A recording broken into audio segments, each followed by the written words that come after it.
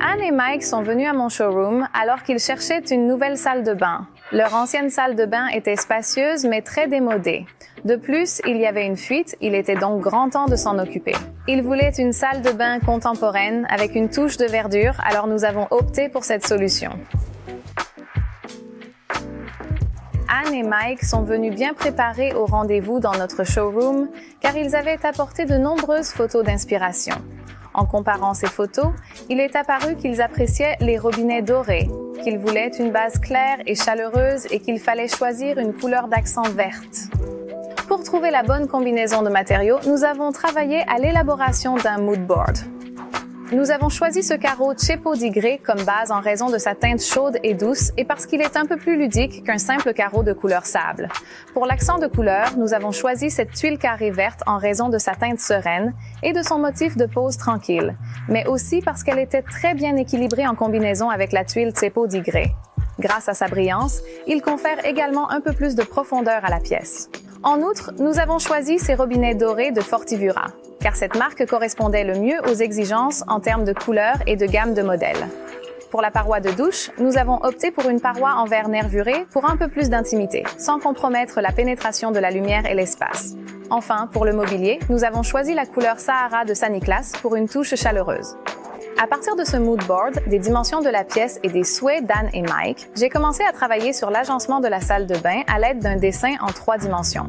Ils souhaitaient une douche à l'italienne, un WC suspendu, une double vasque, un radiateur et une baignoire semi-îlot. De plus, l'espace de rangement était un autre point important. J'ai enrichi ainsi leurs idées d'aménagement avec des éléments plus fonctionnels. Anne a dit qu'elle aimait l'idée que le carrelage de sol se poursuive sur la partie inférieure du mur et qu'il soit complété par un enduit de plâtre vers le haut. Cela crée une ligne horizontale à travers la pièce. C'est ainsi que j'ai eu l'idée d'intégrer un contre-mur à cette ligne. J'ai appliqué ce contre-mur derrière l'espace lavabo pour aménager des étagères encastrées et en même temps pour dissimuler les robinets encastrés. Cela m'a également incité à reproduire le même principe de l'autre côté de la pièce afin de créer un espace pour ranger les accessoires de douche, de dissimuler à nouveau les robinets encastrés et de placer des plantes et des accessoires du côté de la baignoire. En ajoutant ces contre-murs des deux côtés de la pièce, vous créez un équilibre. Pour renforcer cet équilibre avec le carrelage, nous avons choisi d'utiliser le carreau d'accent au-dessus des deux murs. En plus, il est judicieux de placer vos carreaux d'accent dans les endroits les plus visibles de votre salle de bain. Bien sûr, le coffrage du WC suspendu crée également une cloison. Mais dans ce cas, je l'ai prolongé jusqu'au plafond afin que la paroi vitrée de douche puisse être fixée dessus. Si la paroi de douche était placée à côté du coffrage, vous auriez toujours un recoin difficile à nettoyer. Et en prolongeant la cloison jusqu'au mur près de la porte, vous vous assurez qu'il n'y a pas d'angle bizarre dans la pièce et qu'elle reste donc plus apaisante. Mais la raison principale est qu'il a également été possible d'y accrocher une armoire colonne pour disposer d'un espace de rangement supplémentaire. Et bien sûr, il est important ici que l'enduit soit aligné avec le devant des carreaux. J'ai opté pour une baignoire semi-îlot pour dégager l'espace sur les côtés, éliminant ainsi les coins difficiles à nettoyer et permettant l'ajout d'un tapis de bain.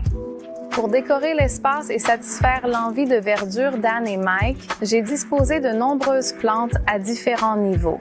Elles sont suspendues, posées sur le sol et sur les rebords des faux murs. Pour la touche finale, j'ai aussi ajouté un porte-serviette en forme d'échelle pour avoir une serviette à portée de main depuis la douche et depuis la baignoire. Nous avons discuté du projet en 3D, offrant une vue d'ensemble des possibilités et rendant la visualisation du résultat final plus aisée. Finalement, tout était prêt pour Anne et Mike pour passer à la commande du matériel.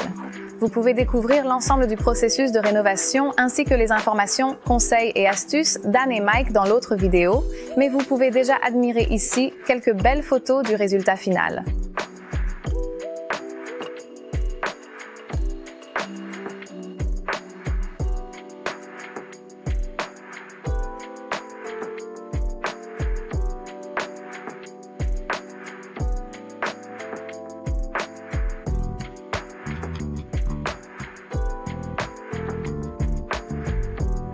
Avez-vous également besoin de conseils pour votre nouvelle salle de bain ou vos nouvelles toilettes? Passez dans l'un de nos showrooms, nous serons ravis de réfléchir avec vous. Cette vidéo vous a plu? Donnez-lui un pouce levé. Vous avez des suggestions pour la prochaine vidéo? Faites-le nous savoir dans les commentaires. Et vous ne voulez plus rater aucune de nos actualités? Alors abonnez-vous à notre chaîne.